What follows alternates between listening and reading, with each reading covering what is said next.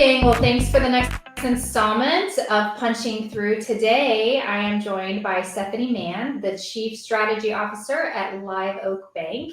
So thank you, Tiffany, for joining us and just sharing your stories and, some fun things I think we're going to talk about today. Do you want to just kind of let the audience know a little bit about your background and what you've done, and then we'll hop into our questions. Yeah, thanks, Tiffany. Appreciate you having me here and putting together this program. It's terrific. So my name's Tiffany Mann. I am the Chief Strategy Officer for Live Oak Bank. Currently, I run our venture capital business, our private wealth business, our embedded banking business, and our corporate and strategic planning. Most of my career was spent in investment banking in New York and a little bit in London. I got my MBA at Wharton, and I'm originally from Northern California, and I went to Stanford for undergrad. Wow, that's super impressive. I'm interested to hear what brought you into banking. What brought me into banking? So out of undergrad, I really didn't know what I wanted to do. I was a biology major. I went into consulting. In the late 90s, I entered the dot-com boom and then bust. I tried starting my own company. I worked in biz dev at another software company. And the one thing that I realized in all of those jobs was, as much as I enjoyed these strategic roles that I had, I was a math and science person, and I really missed the grounding of data and numbers in my decision making. And I felt like I really needed strong financial training that I hadn't had. So I knew I wanted to go to business school. I thought I would get training in investment banking and then leave after a couple of years, return to California. And I just turned out to be one of those crazy people who loved the investment banking job. It was fast-paced, really steep learning curve, just a really rewarding job for me with a lot of opportunity to grow as an individual. And so I ended up sticking with it up until I became managing director in the technology group. So it was a long ride, and it was well worth it. That's phenomenal. What a cool story. Was there like a pivotal moment or experience that you look back on and you're like, oh, that really shaped me as a leader, as a person, that you want to share with people?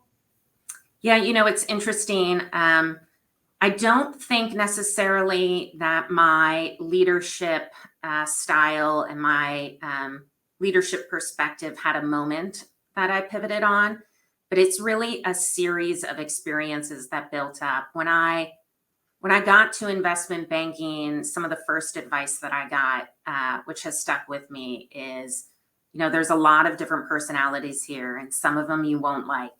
And not all of them you'll get along with, but everybody made it to the top in the investment bank because they are excellent at something. And focus on what they're excellent at and learn that. There's something to learn from everybody. And so what that did for me was really shaped my philosophy on excellence, that working with all these really phenomenal people, whether they were great at communication and client relationship management, whether they were creative problem solvers and deal makers, that you should set the bar really high for yourself and aim to achieve in wherever you can be great. And so that's something I talk to my teams a lot about now as well, and did over the course of my career, that, we can control what we can control, and that is our output in terms of both our communication as well as our actual work product. And so we like setting a high bar for ourselves here. Yeah, that's really wise advice. And I think it also is helpful in kind of overcoming our biases. Like if we can just kind of set that aside. Absolutely. And just focus on it really is. There's one thing that they just do awesome that I can't do, and focus on that. Then kind of all the other tensions can dissipate a little bit. So that's really wise. There's a lot of people who will shy away from working with difficult people. I don't want to work on that team because that person's really hard to work for. But if you think about it as an opportunity for yourself to become better at your job, your appetite for working with difficult people really changes, because it's part of your own skill development. And there's just a lot to be gained, for somebody. If you raise your hand for the hard stuff, you end up with a lot of development opportunities you otherwise wouldn't have had. Absolutely. And you kind of hit on like other skills to develop. Like, what are some other things that you think were super important for like getting you where you are today? Yeah, I think people will talk about the basics, which is, analytical thinking and communication skills. I would say early in my career, the phrase I focus on today, actually, for people just entering their career, it's actually on the back of my son's lacrosse uniform, which I love. It just says attitude and effort. And I think those are the two most critical things when you're starting your career, is just a willingness to bring a good attitude and give it your all. And I think it is highly differentiating for people early in their careers. I think over the course of that, at least for me, a big part of it was just developing confidence and recognizing that, we're all human. Not everybody knows all the answers. That both includes me and the other people around the table. And so that my responsibility in being a great leader, in being a great team member, is making myself more vulnerable by asking questions that, people are afraid sometimes to ask questions like, oh, that might make me look stupid, or everybody else knows the answer. And so I always find if you walk in with sort of a confidence that you're prepared, you know as much as you can know for the meeting that you're having, then you give yourself permission to ask whatever you need to ask and facilitate whatever discussions need to happen so that you can go away and do a good job. So I never like to leave a meeting with ambiguity. That's my fault, right? Because I didn't press the subject and I wasn't clear enough in my ask. It's my responsibility to have the confidence to push topics forward. And so I feel like having that confidence across everything just allows you to amp up your performance. Ooh, I love that. Like that piece about, if it's ambiguous to you, like you need to press harder, right? Like you need to seek that clarity and ask those questions and kind of give yourself that permission. That's Yeah. really In my first year in investment banking, which is honestly the year where most of my great work stories come from, is my first year in investment banking.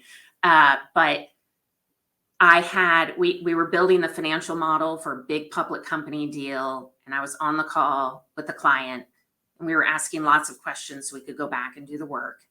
And at the end of the call, I turned to my boss and said, there were a bunch of questions I didn't get answered on that call. Can you help me with these things? And he said, why didn't you ask those questions on the call? Why do you think I know the answers?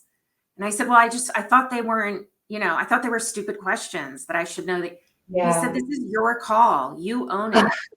You're the one who has to build the model. So call the client back and get your questions answered. And that sense of ownership and accountability that he taught me has stuck with me my whole career. Yeah, that's really good. We were talking about that in another recording. Just the power of like, I don't know, and just being willing to say like, I don't know. Let me go ask some questions and figure it out, or, being okay saying like, that's not my lane, but let me go find somebody, who is excellent in that, and just that power of speaking that. I think it's needed. Like we need more of that, right? And when we kind of think about the things that we need more of, like what do you wish for women, or what do you want to speak over them?